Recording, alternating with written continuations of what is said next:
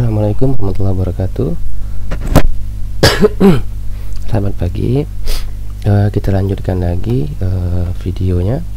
Di video sebelumnya kita sudah menyimpan data, kemudian kita juga membuat notifikasi database. Di video ini kita akan melakukan validasi di mana validasi yang akan kita lakukan itu adalah agar user tidak menginputkan data tagihan yang sama dua kali. Oke, kalau kita lihat kemarin di tabel pembayaran kita, ini ada banyak data yang sama diinputkan oleh user. Nah, ini karakteristik datanya. Kalau kita lihat data yang sama ini berdasarkan bank sekolah ID, wali ID, tagihan ID, kemudian status atau jumlah yang dibayarkan. Jadi nanti kita harus cek dulu apakah jumlah yang dibayarkan, kemudian tagihan ID, kemudian statusnya, tiga ini ya kayaknya. Tiga ini tidak boleh sama. Kalau sama berarti kan sudah pernah diinput sebelumnya. Seperti itu. Jadi kita langsung saja buka wali murid pembayaran di sini.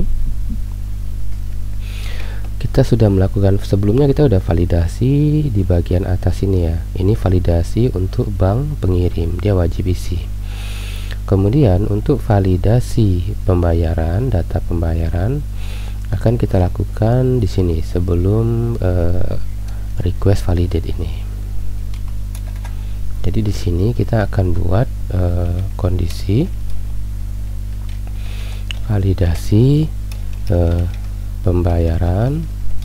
Di sini kita buat nih query-nya dari tabel pembayaran where jumlah dibayar. Oke. Jumlah dibayar itu request jumlah dibayar, kemudian kita lihat tadi ada tiga ya, tagihan ID. Oke, ini tagihan ID. Tagihan ID ini berarti request tagihan ID. Tagihan ID sudah ada di bawah sini. Kemudian status, namanya status konfirmasi.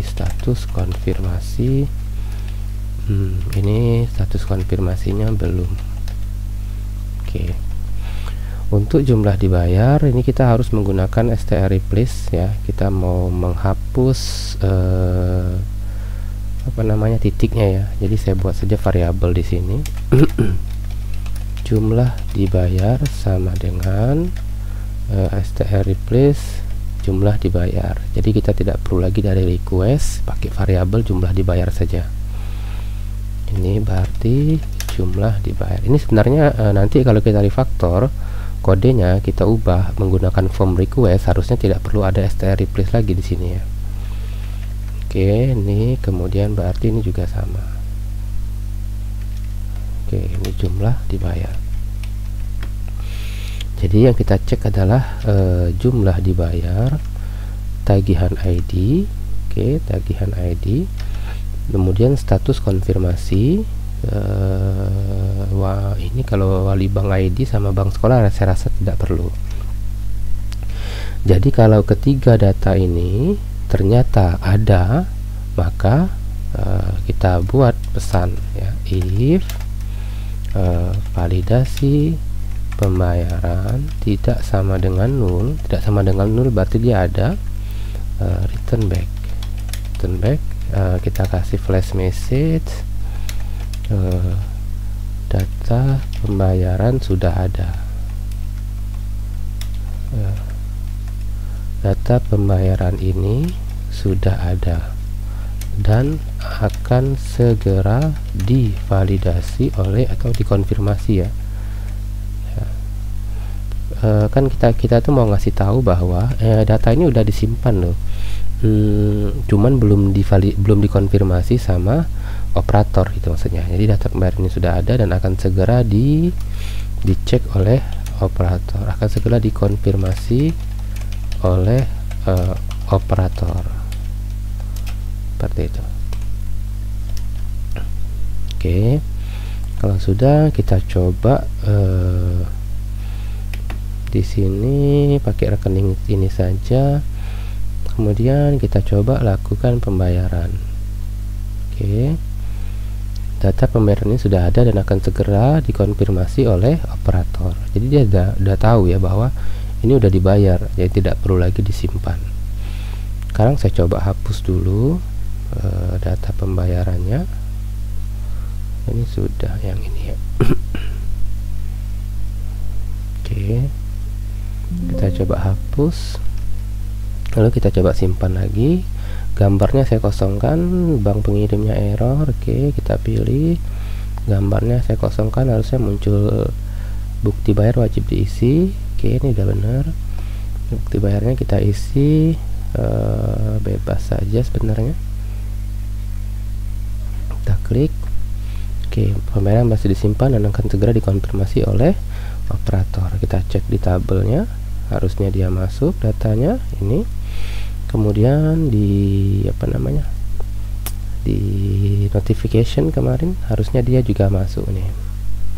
Ini yang tanggal sekarang ya, tanggalnya ya, harusnya tanggal sekarang. Oke nih. Oke, udah selesai. Ini saya kosongin dulu, kita coba ulang sekali lagi, kita truncate. Oke, kemudian pembayaran juga sama, pembayaran kita kosongin lega. Kita coba simpan lagi. Oke, jadi ini diklik, dipilih sama user, kemudian tujuannya bank BNI, kemudian user mengupload bukti pembayaran, simpan, maka pembayaran berhasil disimpan.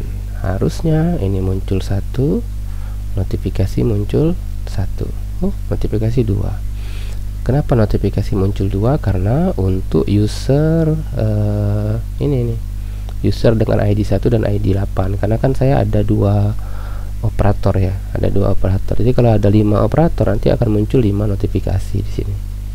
Karena setiap kali ada pembayaran kita akan mengirim informasinya atau notifikasinya ke semua operator.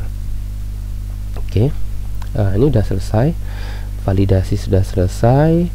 Kemarin kita juga sudah membuat notifikasi. Berikutnya kita akan menampilkan notifikasi dan konfirmasi pembayaran di operator. Untuk video ini saya cukupkan dulu, nanti kita lanjut di video berikutnya.